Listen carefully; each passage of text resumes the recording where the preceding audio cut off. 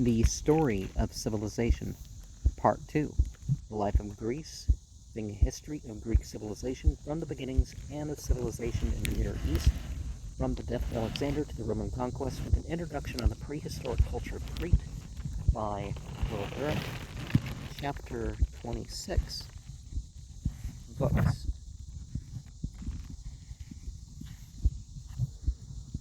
Section 5, Polybius. If the Hellenistic age inspired but one great poet, it produced an unprecedented quantity and variety of prose. It invented the imaginary conversation, the essay, and the encyclopedia. It continued the tradition of writing brief and vivid biographies, and in the Roman sequel, Greek literature would add the sermon and the novel. Oratory was a dying mode where it had depended upon the game of politics, litigation before popular courts, and the democratic right to talk. The latter became a favorite vehicle for both communication and literature. Now were established the epistolary forms and phrases that we find in Cicero and even the famous exordium dear to our grandfathers. Hoping that this finds you as well as it leaves me. Historiography flourished. Leonard I, Aratus of Ptah, and Paras of Epirus wrote memoirs of their campaigns, establishing a tradition that culminated in Khazar. The Egyptian high priest Manetho wrote in Greek, and Ig Aptikaka, or Annals of Egypt, which bundled the pharaohs somewhat arbitrarily into those dynasties that classify them to this day. Berosus, high priest of the Chaldeans, dedicated to Antiochus I, a history of Babylon, based upon the cuneiform records. Megasthenes, ambassador of Seleucus I to Chandragupta Maurya, startled the Greek world. About 300 BCE, the Book on India. There is among the Brahmins, said a suggestive passage, a sect of philosophers who hold that God is the Word, by which they mean not articulate speech, but the discourse of reason.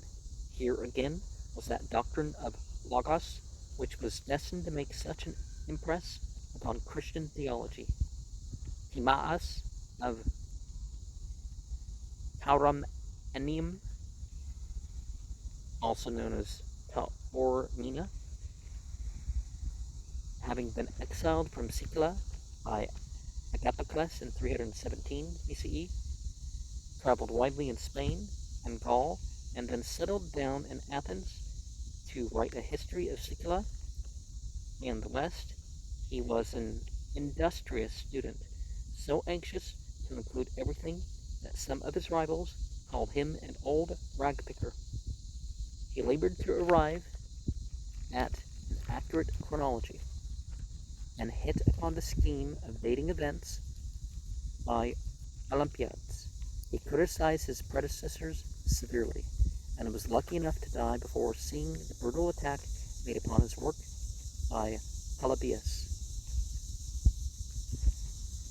the greatest of the Hellenistic historians, and the only Greek fit to make a triad with Herodotus and Thucydides.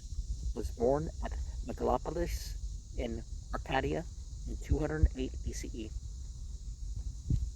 His father, Portus, was one of the leading men of the Achaean League, being ambassador to Rome in 189 BCE and Strategos in 184. The boy was brought up in the odor of politics and was trained as a soldier under Philopoemen fought in the Roman campaign against the Gauls in Asia Minor, was associated with his father on an embassy to Egypt in 181, and was made the league's Hipparchus, our commander of the cavalry, in 169. He paid for his prominence. When the Romans punished the league for supporting Perseus against them, they took 1,000 leading Achaeans to Rome as hostages, and Polybius was among them in 167 BCE. For 16 years he suffered exile, and at times, he tells us, utter loss of spirit and paralysis of mind. But the younger Scipio befriended him, introduced him to the Scipionic circle of educated Romans, and persuaded the Senate that it was scattering the other exiles throughout Epila to let Polybius live with him in Rome. He accompanied Scipio on many campaigns, gave him valuable military advice, explored for him the coast of Spain and Africa, and stood beside him at the burning of Carthage in 146 BCE. He had received his freedom in 151, and in 149 he was employed as the representative of Rome in arranging a modus vivendi between the cities of Greece and the distant master, the Roman Senate. He must have performed this ungrateful task well, for several cities honored him with monuments, though one can never tell in what tense man's gratitude is felt. Having lived through 60 full years of action, he retired to write a treatise on tactics, life of Ptolemy, and his immense histories. He died like a gentleman by falling from his horse as he was returning from a hunt at the age of 82. No man ever wrote history from a wider background of education, travel, and experience.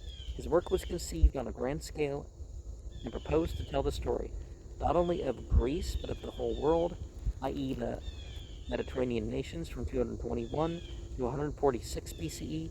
Such is the plan I propose, but all depends upon fortune's granting me a lifelong enough to execute it. He rightly felt that the center of political history in the period which he covered lay in Rome. He gave his book Unity by making Rome the focus of its events and studying with the diplomat's curiosity the methods by which Rome, with British casualness, had mastered the Mediterranean world. He admired the Romans intensely, for he had seen them in their greatest epoch and had known chiefly the best of them. In Scipio's group, they had, he felt, just those qualities that were fatally lacking in Greek character and government. Himself an aristocrat, and befriended by aristocrats, he had no sympathy with what seemed to him mere mob rule in the latter stages of Greek democracy. Political history appeared to him to be a perpetuous cycle of monarchy or dictatorship, aristocracy, oligarchy, democracy, and monarchy. The best escape from this cycle, he thought, was through a mixed constitution like that of Lycurgus or Rome, that enfranchised but limited citizenry, choosing its own magistrates, but checked by the power of a continuous and aristocratic senate. It was from this viewpoint that he wrote down the record of his times. Polybius is the historian's historian because he is as interested in his method as in his subject. He likes to talk about his plan of procedure and philosophizes at every opportunity. Humanity, he pictures his own qualifications as ideal. He insists that history should be written by those who have seen or have directly consulted others who have seen the events to be described. He denounces Timaeus for having relied on his ears rather than his eyes, and tells with pride of his own travels in search of data, documents, and geographical veracity. He reminds us how, in returning from Spain to Epila, he crossed the Alps by the same pass that Hannibal had used, and how he went down into the very toe of Epila to decipher an inscription left by Hannibal in Bractium. He proposes to make his history as accurate as the magnitude of the work, and its comprehensive treatment will allow. And he succeeds so far as we can say better than any other Greek except Thucydides. He argues that the historian should have been a man of affairs, versed in the actual process of statesmanship, politics, and war. Otherwise, he will never understand the behavior of states or the course of history. He's a realist and a rationalist. He perceives, though he pierces the moral phrases of diplomats to the actual motives of policy. It amuses him to observe how easily men can be deceived, singly or en masse, and even repeatedly by the same tricks. What is good, says a scandalous presage of Machiavelli, very seldom coincides with what is advantageous, and few are those who can combine the two and adapt them to each other. He adopts the Stoic theology of a divine providence, but he merely pities the popular cults of his day and smiles at stories of supernatural intervention. He recognizes the role of chance in history and the occasional efficacy of great men, but he is resolved to lay bare the factual and often impersonal chain of causes and effects, so that history may be a lantern of understanding held up to the present and the future. Similar motivations or similar descriptions can be put in terms of what's called the hadith literature, is that it wasn't just faithfully preserving events, it was to understand them and to be able to act upon that understanding.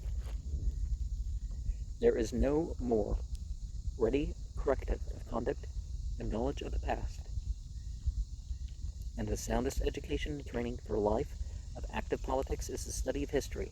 It is history and history alone which, without involving us in actual danger, will mature our judgment and prepare us to take right views, whatever may be the crisis or the posture of affairs.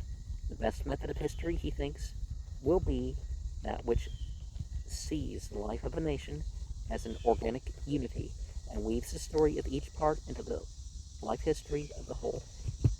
He who believes that by studying isolated histories he can acquire a just view of history as a whole is, and as it seems to me, much in the case of one who, after having looked at the severed limbs of an animal once alive and beautiful, fancies he has been as good as an eyewitness of the creature itself in all its action and grace.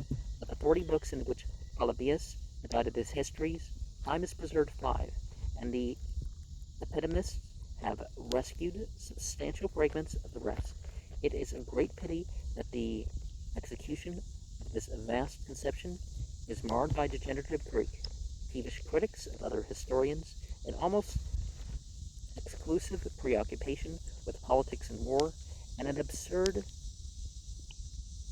segmentation of the narrative into Olympiads, giving the history of all the Mediterranean nations in each 4-year period, and leading to exasperating digressions and a baffling discontinuity. Sometimes, as in the story of Hannibal's invasion, Polybius mounts to drama and eloquence, but he reacts so strongly against the florid rhetoric popular among his immediate predecessors that he makes it a point of honor to be dull. No one, said an ancient critic, ever read him through. The world almost forgot him, but historians will long continue to study him because he is one of the greatest theorists and practitioners of historiography, because he dared to take a wide view and write a universal history, and because above all he understood that mere facts are worthless except through their interpretation, and that the past has no value except as our roots and our illumination. And Christianity kind of followed along the Greek ideal with a Jewish apocryphal sort of apocalyptic sort of flavor to it. But the Greek, their investigation was more material. And that's where we get our word history.